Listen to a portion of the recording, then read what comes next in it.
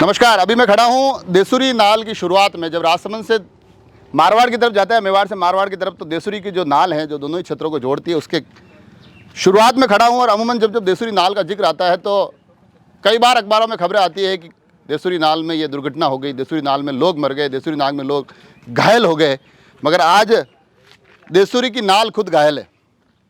उस घायल देसुरी की नाल के जख्म देखने आए हैं और साथ ही ये देखने आए हैं कि आखिर तकलीफ कितनी बड़ी है और उसका उपचार कितना चल रहा है और ये ठीक कब तक होगी। तो चलिए जायज़ा लेते हैं देसुरी की नाल का और देखते हैं कि आखिर स्थितियाँ कैसी है और ये कब तक दुरुस्त होगी। और इन ढलानों को आप उतरते उतरते, पहाड़ियों को उतरते उतरते अचानक से कुछ ऐसे दृश्य आएंगे सड़क पर, जिन दृश्यों में आपको लगेगा कि देखिए बिल्कुल रास्ते ऐसे लग रहा है ब्लॉक कर दिया गया हो। सड़क पर बड़ी तादाद में पत्थर आ गए हैं, पेड़ आ गए हैं, मिट्टी आ गई है और स्थितियाँ कुछ ऐसी हो गई है कि यहाँ से वाहनों का निकलना लगातार मुश्किल है। और बताया जा रहा है कि ऐसे एक नहीं, तकरीबन 5 से 6 पॉइंट इस पूरे देसुरी की नाल में बन गए हैं। तो थोड़ा उनका जायज़ा लेते हैं। तो दृश्य के बदलने के साथ ही आपको ये महसूस हो जाएगा कि खतरा सिर्फ सड़क पर नहीं पसरा हुआ है, सिर्फ बड़े बड़े पत्थर, बड़े बड़े पेड़ ही नहीं।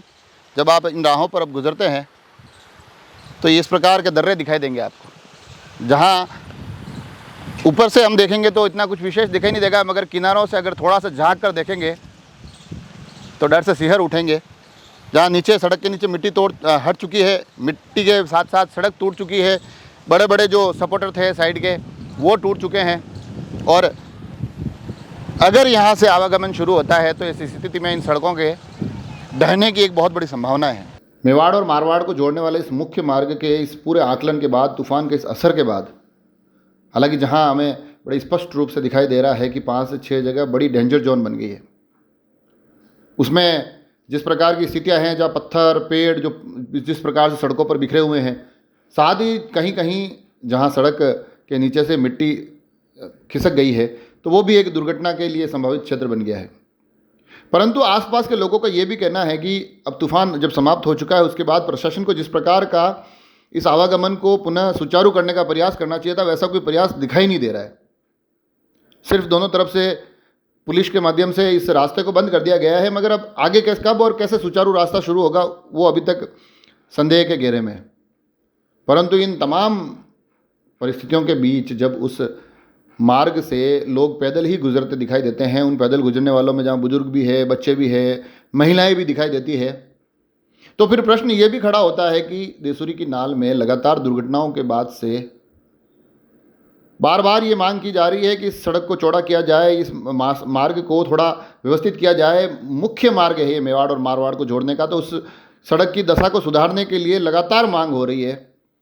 तो प्रश्न ये उठता है कि क्या उस मांग को अनसुना करने के कारण ही आज ये जो हमें इस तमाम तकलीफ़ें दिखाई दे रही है, जो तमाम भीषण तूफान का असर दिखाई दे रहा है, उसके कारण ही है।